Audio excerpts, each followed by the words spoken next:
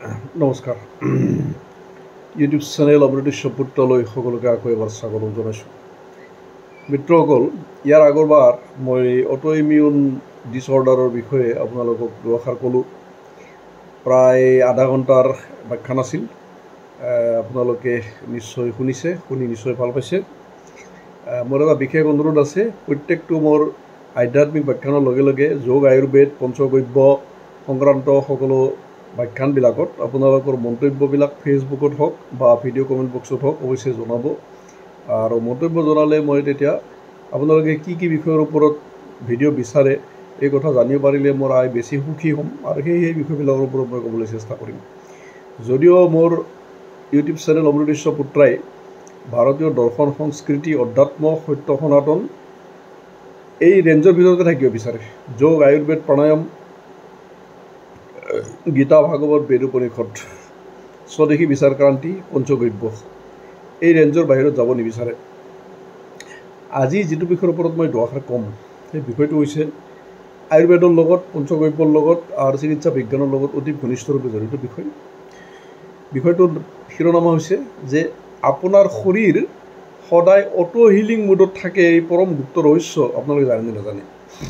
ইয়াৰ আগৰ ব্যাখ্যানত এটা কথা আপোনালোকক কৈছোঁ যে ভগৱানে যেতিয়া আমাৰ শৰীৰ বনাইছিল বা ভগৱানে যেতিয়া শৰীৰ ৰূপে নিজক আত্মপ্ৰকাশ কৰিছিল, বেদান্ত দৰ্শনৰ মতে সমস্ত জীৱ জগত, অনন্ত কোটি ব্ৰহ্মাণ্ড, অনন্ত কোটি গ্ৰহ, নক্ষত্ৰ, ছায়াপথ, জ্যোতিৰ্মণ্ডল, দেৱতাৰ পৰা ব্ৰহ্মাৰ পৰা কীট পৰ্যন্ত সকলো সেই পৰব্ৰহ্মৰ স্বয়ং আত্মপ্ৰকাশ, স্বয়ং আত্মবিলাস, স্বয়ং আত্মলীলা। তেওঁ নিজে অনন্ত ৰূপত, অনন্ত ভাৱত, অনন্ত অৰূপত, অনন্ত অভাৱত, স্বৰূপত, স্বভাৱত নিজে নিজক লৈ লীলা কৰিছে। সকলো নিজৰ বিলাস। ভাগৱত শাস্ত্ৰ মতেও সকলো তেওঁৰে বিলাস, সকলো তেওঁৰে ৰূপ। যত জীৱ জংগম কীট পতংগম অগ নন জগ তেৰি লীলা, দুজনা গুৰুৰ ভাষাটো তেওঁৰেই ৰূপ।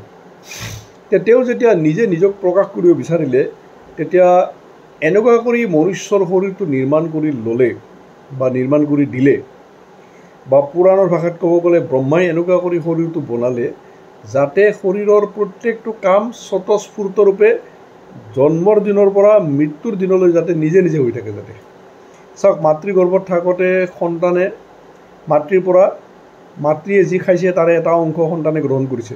তাতে মাতৃগৰাকীৰ কোনো ইচ্ছা অনিচ্ছা, কৰ্তৃত্ব অকৰ্তৃত্ব একো নাই। মাতৃৰ গৰ্ভতে মলত্যাগ কৰিছে। হাওঁফাওঁ, ফুচফুচ গোটেইখিনি কাম মাতৃ গৰ্ভতে চলি আহিছে। লিভাৰ বনিছে, কিডনী বনিছে, দাঁত বনিছে, অস্থি, মজ্জা, ৰস, ৰক্ত, মাংস সকলো তৈয়াৰ হৈছে। এইটো কাৰ শক্তিৰ, কাৰ প্ৰেৰণাত? স্বতঃস্ফূৰ্তৰূপে। তাতে মাতৃগৰাকীৰ কিবা ইচ্ছা আছে না যে মই লিভাৰটো এনেকৈ বনাম, কিডনীটো এনেকৈ বনাম, দাঁত এনেকৈ বনাম, চুলি এনেকৈ বনাম, হাওঁফাওঁ ইয়াতে দিম, ভৰিখন ওপৰত দিম, কঁকালখন তলত দিম। মাতৃগৰাকীৰ পিতৃগৰাকীৰ কিবা ইচ্ছা অনিচ্ছা আছে নাই? একো নাই। ভগৱানে যিভাৱে নিৰ্মাণ কৰিব বিচাৰিছে সন্তানটো ঠিক সেইভাৱে নিৰ্মাণ হৈছে।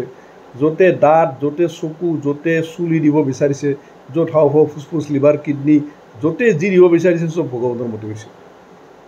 গোটেই ব্লু প্ৰিণ্টটো যিভাৱে বিধাতাই বনাইছে সেইভাৱে হৈছে।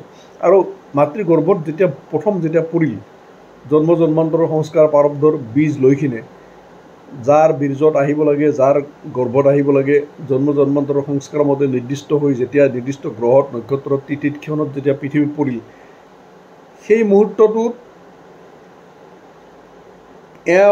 এৱা কৰি প্ৰথম কান্দাৰ পিছত যিটো ওংকাৰ ধ্বনিৰে এটা অপভ্ৰংশ হৈছে এৱা। আচলতে আমাৰ শৰীৰৰ প্ৰতি অস্থিত মজ্জাত ধমনীত এই অনাদি অনন্ত ওংকাৰ ধ্বনি হৈ আছে।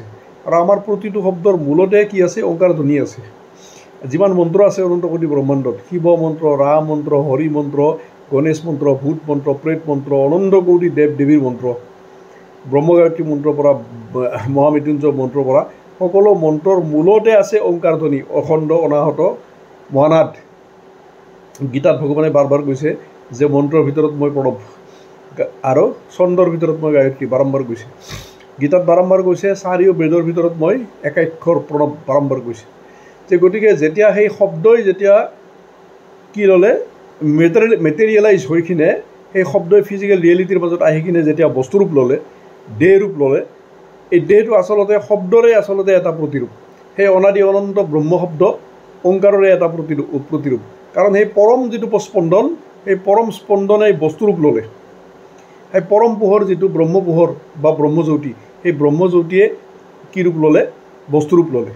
বা এনেকৈ ক'ব পাৰোঁ যে যিটো পৰম শক্তি, আদিশক্তি, পৰাশক্তি, মহাশক্তি, তন্ত্ৰই যাক কালী, দুৰ্গা, বগলামুখী, ভুৱনেশ্বৰী আদি ভিন্ন ভিন্ন ৰূপত কল্পনা কৰিছে, সেই অনাদি অনন্ত পৰাশক্তি, আদিশক্তিয়ে মেটেৰিয়েলাইজ হ'ল কি ৰূপত? বস্তুৰ ৰূপত, ব্ৰহ্মাণ্ডৰ ৰূপত, বিশ্বৰ ৰূপত আৰু দেহ ৰূপত। গতিকে এই দেহৰ প্ৰতিটো কাৰ্য স্বতঃস্ফূৰ্তৰূপে হৈ আছে। লিভাৰে, হাৰ্টে, চকুই, কাণে, নাকে, অন্ত্ৰ, ক্ষুদ্ৰ অন্ত্ৰ, বৃহৎ অন্ত্ৰ চব নিজৰ নিজৰ কাম কৰি আছে। ইয়াতে মনুষ্যৰ কৰিব লগা একো নাই। যিহেতু চব কাম নিজে কৰি আছে, গতিকে যদি প্ৰকৃতিৰ নিয়ম মতে মানুহ যদি চলে, প্ৰকৃতি যি নিয়ম বান্ধি দিছে, পুৱা সূৰ্য উদয়ৰ ঠিক সূৰ্য উদয়ৰ লগে লগে যত প্ৰাণী আছে সকলো প্ৰাণী উঠে, যিমান চৰাই চিৰিকটি আছে গান গাব আৰম্ভ কৰে। গতিকে সেই সময়ত মনুষ্যই যদি শয্যা ত্যাগ কৰে অথবা তাৰ 1 ঘণ্টা 2 ঘণ্টা আগতে যদি শয্যা ত্যাগ কৰি যদি নিয়মিত প্ৰাতঃ ভ্ৰমণ কৰে, প্ৰাতঃ স্নান কৰে, শৰীৰৰ মল যদি সেই সময়ৰ ভিতৰত পৰিষ্কাৰ কৰে, সেই সময়ৰ ভিতৰত যদি আসন, মুদ্ৰা, প্ৰাণায়াম, নেতি ধুতি বস্তি আদি ক্ৰিয়াকাণ্ডবিলাক কৰে, ভগৱানৰ নাম জপ কৰে, নাম কীৰ্তন কৰে, ঈশ্বৰ আৰাধনা কৰে, ঈশ্বৰ উপাসনা কৰে, যোগ প্ৰাণায়াম আদি কৰাসকলে যোগ প্ৰাণায়াম কৰে, মন্ত্ৰ জপ কৰাসকলে মন্ত্ৰ, হৱন কৰাসকলে হৱন, যোনে যেনেকুৱা কৰি ঈশ্বৰক আৰাধনা কৰে, যাৰ যাৰ গুৰু যিভাৱে নিৰ্দেশ দিছে আৰাধনাত, যদি প্ৰকৃতিৰ নিয়ম মতে দুপৰীয়া যদি মানুহে নুঘুমায়, যদি প্ৰকৃতিৰ নিয়ম মতে ৰাতি লেট নাইট পিকচাৰ চোৱা বা লেট নাইট চিনেমাত যোৱা বা নাইট ক্লাবত নাচিব যোৱা জাতীয় বিভৎস আচাৰবিলাকৰ পৰা মুক্ত হৈ কিনে ৰাতি যদি 8টা 9টা মেক্সিমাম 10টাৰ ভিতৰত যদি আমি শয্যাত গ্ৰহণ কৰোঁ, যদি ভগৱানে আমাক যিবিলাক প্ৰাকৃতিক খাদ্য বনাই থৈ দিছে, বাদাম ৰূপত আৰু বিভিন্ন ফল মূল ৰূপত, বিভিন্ন বতৰৰ শাক চব্জিৰ ৰূপত, গৌবংশৰ আমাৰ দেশী গৌবংশৰ গাখীৰ ৰূপত, ঘিউ ৰূপত, মাখন ৰূপত, দৈ ৰূপত, পঞ্চগব্য ৰূপত যিবিলাক প্ৰাকৃতিক খাদ্য ভগৱানে বনাই থৈ দিছে তেওঁৰ সৃষ্টিত, সেই খাদ্য যদি আমি কোনো কেমিকেল গ্ৰহণ নকৰাকৈ বা ক্ৰছবিড ৰূপত বা হাইব্ৰিড ৰূপত পৰিৱৰ্তিত নকৰা কৰি যদি শুদ্ধ দেশী বীজ ৰূপত, শুদ্ধ দেশী প্ৰজন্মৰ পৰা পোৱা বস্তুৰ ৰূপত যদি গ্ৰহণ কৰোঁ, অৰ্থাৎ যদি শাক আহাৰ, ফল আহাৰ আদিৰ ওপৰত নিৰ্ভৰ কৰোঁ, খুব কম পৰিমাণে যদি আমি চাউল, আটা আদি অন্ন বা দালি আদি অন্ন গ্ৰহণ কৰোঁ, 80% 90% যদি কেৱল ফল, শাক পাচলি, শাক চব্জি আৰু সূৰ্যৰ পোহৰ, বায়ু আদিৰ পৰা শুদ্ধ পানী আদিৰ ওপৰত যদি নিৰ্ভৰ কৰোঁ, নিয়মমতে যদি ঈশ্বৰ আৰাধনা কৰোঁ, সন্ধ্যা সূৰ্য অস্তৰ লগে লগে যদি পুনৰ ঈশ্বৰ আৰাধনা কৰোঁ, অলপ সময় দিনটোত যোনে যিখিনি সময় পায় সেইখিনি সময় যদি খোজ কাঢ়োঁ, শাৰীৰিক পৰিশ্ৰম কৰা ব্যক্তিসকলে যদি নিয়মমতে শাৰীৰিক পৰিশ্ৰম কৰোঁ, তেতিয়াহ'লে প্ৰকৃতিৰ এই সাধাৰণ নিয়মখিনি পালন কৰাৰ পৰিণতি স্বৰূপে শৰীৰত শৰীৰটো ভগৱানে নিৰ্মাণ কৰোঁতে যিটো অটো হিলিং মুড যিটো সুইচ অন কৰিয়ে থৈ দিছে, সেই মুডটো শক্তি বাঢ়ি যাব দিন দিন। যদি মই শুদ্ধ সাত্বিক আহাৰ কৰোঁ, প্ৰণালীমতে প্ৰসাদ গ্ৰহণ কৰোঁ, যদি তামোহিক ভোজন সম্পূৰ্ণৰূপে ত্যাগ কৰোঁ, হোটেল ৰেষ্টুৰেণ্টৰ ভোজন, পিঁয়াজ নহৰু, মাহ মছলা, মাংস, কণী আদি অনন্ত কৌটি খাদ্য বিকৃতি, মুৰ্গী, ছাগলী আদি যিমান বিকৃত খাদ্য আছে সকলো বিকৃত খাদ্য ত্যাগ কৰি যদি শুদ্ধ শাকাহাৰ, শুদ্ধ ফলাহাৰ, শুদ্ধ বায়ু পানী, দেশী গোবংশৰ পৰা পোৱা গাখীৰ, ঘিউ, মাখন আদি খাদ্য, এই খাদ্যবিলাকৰ ওপৰত যদি বাচোঁ, যদি নিয়মিত শাৰীৰিক শ্ৰমৰ পৰা যদি বঞ্চিত নহওঁ, খোজ কঢ়াৰ পৰা যদি বঞ্চিত নহওঁ, নিয়মিত যোগ প্ৰাণায়াম আদিৰ পৰা যদি বঞ্চিত নহওঁ, উঠা আৰু খোৱা আৰু ঘুমোৱাৰ যদি সময় ঠিক কৰি থাকে, এই সাধাৰণ নিয়মখিনি পালন কৰিলে আমাৰ সেই অটো হিলিং মুডৰ ছুইচ অনটো আৰু বেছি কৰি সি তীব্ৰ ৰূপত আৰু তীব্ৰতম ৰূপত সি কাম কৰিব। আৰু আপোনালোকে লক্ষ্য নিশ্চয় কৰিছে, যিসকলে ব্ৰহ্ম মুহূৰ্তত উঠে আৰু ৰাতি সোনকালে যিসকলে টোপনি যায় আৰু দিনত যিসকলে নুশুৱে আৰু যিসকলে শ্ৰম কৰে, আপোনালোকে নিশ্চয় লক্ষ্য কৰিছে তেওঁলোকে 80-90 বছৰ আগতে তেওঁলোকে নকৰে, মৃত্যু বৰণ নকৰে। আপোনালোকে দেখিছে তেওঁলোকৰ মুখত সদায় শুদ্ধ তেজ, শুদ্ধ জ্যোতি বিৰাজমান হৈ থাকে। চকুৰ তেওঁলোকৰ অত্যন্ত অসাধাৰণ উজ্জ্বলতা লক্ষ্য কৰিছে। লিভাৰ তেওঁলোকৰ খুবেই শক্তিশালী লক্ষ্য কৰিছে। কিডনী শক্তিশালী, পেচাবৰ বেমাৰ তেওঁলোকৰ নহয় লক্ষ্য কৰিছে। 50ৰ ঊৰ্ধত তেওঁলোকৰ প্ৰষ্টেটৰ প্ৰব্লেমো নাহে লক্ষ্য কৰিছে। প্ৰেছাৰ তেওঁলোকৰ নৰ্মেল থাকে, চুগাৰ নৰ্মেল থাকে, সহজে ছালৰ বেমাৰ নহয়, থাইৰয়ড আদি সহজে নহয়, আঁঠুৰ বিষতো আক্ৰান্ত নহয়, এই কথাটো লক্ষ্য কৰিছে। আমাৰ পূৰ্বপুৰুষসকলৰ 100 বছৰলৈকে দাঁত নলৰিছিল, দাঁত নহৰিছিল, চুলি নপকিছিল আৰু 100 বছৰলৈকে আমাৰ পূৰ্বপুৰুষসকলে ফটফট কৰি সকলো পঢ়িব পাৰিছিল, আঁঠুৰো বিষ নহৈছিল। হাওঁফাওঁ ফুচফুচৰ বেমাৰ নহৈছিল। এই কথাটো আপোনালোকে সকলোৱে লক্ষ্য কৰিছে, এইবিলাক ময়ো লক্ষ্য কৰিছোঁ। গতিকে শৰীৰে অটো হিলিং মুডত থাকে। তাৰ অৰ্থ এইটো যে মোৰ শৰীৰত যদি বাহিৰৰ পৰা বীজাণুৰ যদি আক্ৰমণ হয়, কাৰণ আমি যিখন জগতত আছোঁ তাতে দিনে ৰাতি অনন্ত কৌটি বিষাক্ত বস্তু আমাৰ কল কাৰখানাবিলাকৰ পৰিণতি স্বৰূপে হওক বা সভ্যতাৰ বিকৃতিৰ পৰিণতি স্বৰূপে হওক বা দিন ৰাতি ৰাসায়নিক পৰিৱেশত থকাৰ পৰিণতি স্বৰূপে হওক, নদী খাল বিল পানী আদি আজি 24 ঘণ্টা বিষাক্ত। বিষাক্ত পৰিৱেশৰ পৰা বিষাক্ত বস্তু আমাৰ শৰীৰত সোমাব চেষ্টা কৰিবই, উশাহ নিশাহৰ মাধ্যমেৰে হওক বা লোমকূপৰ মাধ্যমেৰে হওক বা যেনেকৈ নহওক কিয়। কিন্তু আমাৰ অটো হিলিং মুডটো চুইচত হৈ আছে, ভগৱানে আমাক দি থৈ দিছে। গতিকে সহজে আমাক ধৰিব নোৱাৰে। যক্ষা ৰোগীৰ জগলত ঘূৰি ফুৰিলেও অঞ্চলত ঘূৰি ফুৰিলেও আপোনাৰ যক্ষা ৰোগ নহ'ব যদি আপোনাৰ অটো হিলিং মুড যদি অন হৈ আছে আৰু আপোনাৰ ভিতৰৰ প্ৰাণ শক্তি, জীৱনী শক্তি, আমাৰ যিটো আপোনাৰ ভিতৰৰ প্ৰাণ বিদ্যুৎ উৰ্জা, প্ৰাণ বিদ্যুৎ যিটো আপোনাৰ বিদ্যুৎ শক্তিটো আমাৰ শৰীৰতো বিদ্যুৎ শক্তি আছে। বিদ্যুৎ শক্তি কেৱল যে লাইটত আছে, কাৰেণ্টত আছে এনে নহয়, শৰীৰতো বিদ্যুৎ আছে, কম পৰিমাণে আছে, যাৰ কাৰণে বিদ্যুতে আমাক চট মাৰি নিদিয়ে, যাৰ কাৰণে যিটো পৰিমাণত থাকিব লাগে সেই পৰিমাণত আছে। সেই প্ৰাণ বিদ্যুৎ দিন দিন বাঢ়ি যাব যদি এই প্ৰকৃতিৰ নিয়মবিলাক যদি মানি চলোঁ। সংযম, ব্ৰহ্মচৰ্য, বীৰ্য ধাৰণ, জিতেন্দ্ৰিয়ত্ব এইটো প্ৰথম নিয়ম, সদাচাৰ দ্বিতীয় নিয়ম, সত্যশীলতা, শাৰীৰিক পৰিশ্ৰম, যোগ প্ৰাণায়াম আৰু হৱন কৰা, পাৰিলে সপ্তাহত একদিন, আৰু যদি পৰা যায় প্ৰত্যেক দিনে হৱন কৰিব লাগে অন্ততঃ 20 মিনিট, নোৱাৰিলে সপ্তাহত অন্ততঃ একদিন, বা নিয়মিত খোজ কঢ়াৰ পৰা, দিনত অন্ততঃ 6 গিলাচ শুদ্ধ পানী খোৱাৰ পৰা, পঞ্চগব্যৰ প্ৰয়োগ কৰাৰ পৰা, গাখীৰ, দেশী গাইৰ গাখীৰ, গোমূত্ৰ, গোবৰ, দৈ, ঘিউ আদি যিখিনি আমাৰ গৌ বংশৰ পৰা পোৱা যিখিনি বস্তু, এইখিনি বস্তু যদি সদায় গ্ৰহণ কৰোঁ, এই ধৰণৰ প্ৰকৃতিৰ নিয়মখিনিৰ মাজত সাধাৰণ নিয়মখিনি মানি চলিলেও এই অটো হিলিং প্ৰক্ৰিয়াটো ত্বৰান্বিত হ'ব, বিদ্যুৎ বেগত কাম কৰিব আৰু স্বাভাৱিকত কৰি 1000 গুণ বেছি শক্তিশালী ৰূপত কাম কৰিব। এনেইতো ভগৱানে সকলোৱে দি থৈ দিছে। যোনে গোটেই জীৱনটো বেমাৰত পুচি মৰিছে, 100টা বেমাৰ যাৰ গোটেই জীৱনটো, তেওঁলোকৰো অটো হিলিং মুড আছে শৰীৰত, কিন্তু অটো হিলিং মুডে কাম কৰিব পৰা নাই। কাৰণ যেনেকুৱা কৰি ধৰা হ'ল আপোনাৰ ঘৰত ফেন অলপ অলপ কৰি চলি আছে, লাইট অলপ অলপ জ্বলি আছে, আপুনি সেই ফেনেদি কাম কৰিব নোৱাৰে, সেই লাইটেদি পঢ়িব নোৱাৰে, পানীও তুলিব নোৱাৰে, অথচ কাৰেণ্ট আছে, অথচ কিন্তু একো কৰিব নোৱাৰে। কিয় নোৱাৰে? কাৰণ ভল্টেজ একদম ডাউন হৈ আছে, গতিকে দেখাত কাৰেণ্ট থাকিলেও আপুনি পানীও পোৱা নাই, লাইটো পোৱা নাই, পোহৰো পোৱা নাই, একো পোৱা নাই, আপুনি ক'ব নোৱাৰে যে আপোনাৰ নাই, কাৰেণ্ট নাই। ঠিক তেনেদৰে আমাৰ শৰীৰত প্ৰাণশক্তি আছে, অটো হিলিং মুডত প্ৰত্যেকৰে আছে। একদম পকা লগা বেমাৰীৰ পৰা গোটেই জীৱনটো বেমাৰ ভোগ কৰা মানুহজনৰ পৰা, বিকলাংগৰ পৰা মহাসুস্থ ব্যক্তিজনলৈকে অটো হিলিং মুডতে আছে সকলোৰে।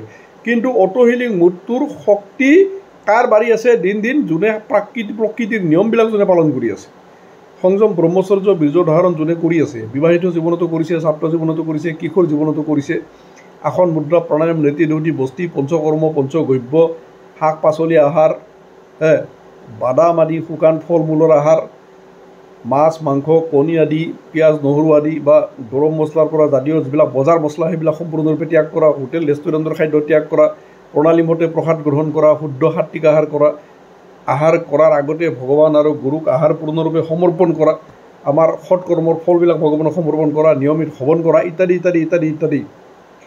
আৰু যিমান কৃত্ৰিম খাদ্য এই বৰ্তমান সংসাৰখনে ওলাই দিছে, পিজ্জা বাৰ্গাৰৰ পৰা, মেগীৰ পৰা, নুডলছৰ পৰা, পপৰ পৰা, কেকৰ পৰা, পেষ্ট্ৰিৰ পৰা, 1000 কোটি এই সকলো খাদ্যবিলাকক 99% জীৱনৰ পৰা বিসৰ্জন যদি আমি দিব পাৰোঁ, আৰু শুদ্ধ প্ৰাকৃতিক খাদ্যৰ মাজত, প্ৰাকৃতিক জীৱনশৈলীৰ মাজত, শুদ্ধ সকাৰাত্মক চিন্তনৰ মাজত, বিচাৰৰ মাজত, যোগ প্ৰাণায়ামৰ মাজত, ধ্যানৰ মাজত, জপৰ মাজত, নামৰ মাজত, কীৰ্তনৰ মাজত, সৎসংগৰ মাজত, হৱনৰ মাজত, গৌ সেৱাৰ মাজত, প্ৰকৃতিৰ পৰিৱেশৰ মাজত, নিয়মিত খোজ কঢ়াৰ মাজত, গাঁও ভাল পোৱা, প্ৰকৃতি ভাল পোৱা, চৰাই ভাল পোৱা মানসিকতাৰ মাজত, গল্প ভাল পোৱা, উপন্যাস ভাল পোৱা, সাহিত্য ভাল পোৱা, সংগীত ভাল পোৱা, সৎসংগ ভাল পোৱা, মঠ মন্দিৰ তীৰ্থস্থান ভাল পোৱা মানসিকতাৰ মাজত আমি যিমানেই নিজক আত্মনিমজ্জিত কৰিম, সিমানেই অটো হিলিং মুডটো সিমানে সুইচ অন হৈ কিনে থাকিব, সিমানে অটো হিলিং মুডে একদম আকাশ স্পৰ্শ কৰিব। অটো হিলিং মুড আছে বুলি মই ইয়াৰ আগৰবাৰ আপোনালোকক দুটা কথা মই বুজাই দিছিলোঁ যে হাড়ডাল যদি ভাঙি যায়, সেই হাড়ডাল কি কৰি দিয়ে ডক্তৰে তাতে ঔষধ প্ৰয়োগ নকৰে, তাতে বেণ্ডেজ দি দিয়ে। কাৰণ কিছুদিন পিছত সেইটো আমাৰ শৰীৰৰ শক্তিয়ে, প্ৰকৃতিৰ শক্তিয়ে, জীৱনী শক্তিয়ে নিজে নিজে হাড়ডাল জোৰা লগাই লয়। যাৰ শৰীৰত প্ৰাণশক্তি প্ৰবল তাক সোনকালে জোৰা লগাব। আৰু যোনে ধ্বংস কৰি থৈ দিছে, শৰীৰটো বীৰ্যহীন কৰি থৈ দিছে, শৰীৰটো ৰেতহীন কৰি থৈ দিছে, হস্তমৈথুন আদি বৃহৎ উপায়ৰ দ্বাৰা শৰীৰ যোনে ধ্বংস কৰি থৈ দিছে, মাছে মাংসই কণী খাই কিনে যাৰ দেহাটো ধ্বংস কৰি থৈ দিছে তাৰ সেই শক্তিটো কমি আছে শৰীৰত ঘাঁ এটুকুৰা হ'লে ঘাঁ টুকুৰা শুকাই কোনে সেই ভিতৰৰ প্ৰাণ শক্তি জীৱনী শক্তি প্ৰাণ বিদ্যুৎ উৰ্জাই শুকায় বাহিৰৰ বস্তু নুশুকায় কাৰণ এই শৰীৰৰ যিটো গোটেই শৰীৰটোত কৌটি কৌটি আৰব খৰব কোষ আছে নাৰী আছে চক্ৰ 108টা চক্ৰ আছে তাৰ ভিতৰত 7টা চক্ৰ প্ৰধান গতিকে এই 7টা চক্ৰ এই আৰব খৰব কোষ আৰু নাৰীতন্ত্ৰ গোটেই নাভিৰ পৰা মূলাধাৰলৈকে 72,000 এনেতো 3.5 কোটিৰ ওপৰত নাৰী আছে গোটেই নাৰীতন্ত্ৰ সম্পূৰ্ণ স্নায়ুতন্ত্ৰ আৰু সম্পূৰ্ণ চক্ৰ এই গোটেইবিলাকক যদি শোধন কৰিব লাগে শুদ্ধ কৰিব লাগে কোনে কৰিব সেই দেহৰ প্ৰাণ উৰ্জা বা প্ৰাণ বিদ্যুতে কৰিব গতিকে প্ৰাণায়ামৰ প্ৰভাৱত যোগৰ প্ৰভাৱত জপৰ প্ৰভাৱত ধ্যানৰ প্ৰভাৱত প্ৰাকৃতিক জীৱনশৈলীৰ প্ৰভাৱত শুদ্ধ সকাৰাত্মক চিন্তন বিচাৰৰ প্ৰভাৱত যদি আমাৰ শৰীৰৰ যিটো প্ৰাণ উৰ্জা যিটো প্ৰাণ বিদ্যুৎ অৰ্থাৎ ভিতৰৰ যিটো প্ৰাণৰ যিটো ফিল্ড যিটো ইলেক্ট্ৰিক ফিল্ড সেই ইলেক্ট্ৰিক ফিল্ডৰ যেনেকুৱা কৰি মই অলপ আগতে ক'লোঁ যে হেৰিটো ভোল্টেজ কম থাকিলে যেনেকুৱা কৰি আমাৰ কামবিলাক নহয় গতিকে প্ৰাণ বিদ্যুতৰ ভোল্টেজ যেতিয়া আমি তাৰ ফ্ৰিকুৱেঞ্চি যেতিয়া বাঢ়ি যাব শৰীৰৰ যি তৰংগ বা শৰীৰৰ যি ভাইব্ৰেশ্যন স্বাভাৱিক যিটো ভাইব্ৰেশ্যন এই ভাইব্ৰেশ্যনটো হৈছে প্ৰাণৰ লক্ষণ প্ৰাণ যে আমাৰ শৰীৰত যে আছে তাৰ লক্ষণ কি ভাইব্ৰেশ্যন যিমানে প্ৰাণ শক্তিশালী হ'ব সিমানে উচ্চ ভাইব্ৰেশ্যনত শৰীৰটো স্পন্দিত হৈ থাকিব আৰু এই উচ্চ ভাইব্ৰেশ্যনত শৰীৰটো স্পন্দিত হৈ থকাটো হৈছে কাৰ কিমান ভাইব্ৰেশ্যনত স্পন্দিত হ'ব সেইটো হৈছে সেই ফ্ৰিকুৱেঞ্চি যদি হাইয়েষ্ট ফ্ৰিকুৱেঞ্চিত যদি শৰীৰ যদি আপোনাৰ যদি স্পন্দিত হৈ থাকে তেনেহ'লে একো বেমাৰ গোটেই জীৱনটো হ'ব নোৱাৰে এক প্ৰাৰব্ধৰ বেমাৰ বাদ দি কোনো বেমাৰ হ'ব নোৱাৰে আৰু আপুনি স্ব-ইচ্ছাত যাওঁতে শৰীৰটো ত্যাগ কৰিব পাৰিব সাপে যেনেকুৱা কৰি নিজৰ মূৰটো সলাই কিনে হাঁহি মুখে গুচি যায় সাপে কেতিয়াও নাভাবে যে এইটো মই ত্যাগ কৰিলোঁ কাৰণ জানে যে সাপে নিজে একো ত্যাগ কৰা নাই সাপে হৈ আছে মূৰটোহে ত্যাগ কৰিছে তে মই যদি প্ৰকৃতিৰ নিয়মবিলাক পালন কৰোঁ আৰু যদি মই শৰীৰৰ প্ৰাণ বিদ্যুৎ বা প্ৰাণ উৰ্জা বা প্ৰাণ ভোল্টেজ বঢ়াই লৈ যাব পাৰোঁ হাইয়েষ্ট ফ্ৰিকুৱেঞ্চিত যদি লৈ যাব পাৰোঁ যিমান উচ্চতম ফ্ৰিকুৱেঞ্চিত লৈ যাব পাৰিম সিমানে শৰীৰৰ আৰোগ্য শক্তি বাঢ়িব সিমানে ৰোগ প্ৰতিৰোধক শক্তি বাঢ়িব বাহিৰৰ ভাইৰাছৰ পৰা বাহিৰৰ বীজাণুৰ পৰা বিষাণুৰ পৰা শৰীৰটো সিমানে ৰক্ষা হ'ব আপোনালোকৰ দ্বিতীয় প্ৰশ্নটো হ'ব পাৰে যে ভাইৰাছ বেক্টেৰিয়াৰ পৰা যে বেমাৰ হয় এনে নহয় ক্ৰনিক বেমাৰতো অসংখ্য আছে যিবিলাক ভাইৰাছৰ পৰা নহয় বেক্টেৰিয়াৰ পৰা নহয় সেনেকুৱা ক্ৰনিক অসংখ্য বেমাৰ আছে যিবিলাক কোনো হেৰিৰ পৰা নহয় ভাইৰাছ বা বেক্টেৰিয়াৰ পৰা নহয় যিবিলাক ক্ৰনিক বেমাৰ যিবিলাক কোনো বীজাণু বিষাণুৰ পৰা নহয় যিবিলাক কোনো গ্ৰহ দোষ নক্ষত্ৰ দোষ বা বাস্তু দোষ বা পূৰ্বজন্মৰ উপাৰ্জিত কৰ্মৰ পৰা হয় বা জিনৰ পৰা হয় মোৰ মাৰ পৰা যি জিন পাইছোঁ সেই জিনৰ মাজত যদি বিকৃতি আছে দেউতাৰ জিনৰ মাজত যদি বিকৃতি আছে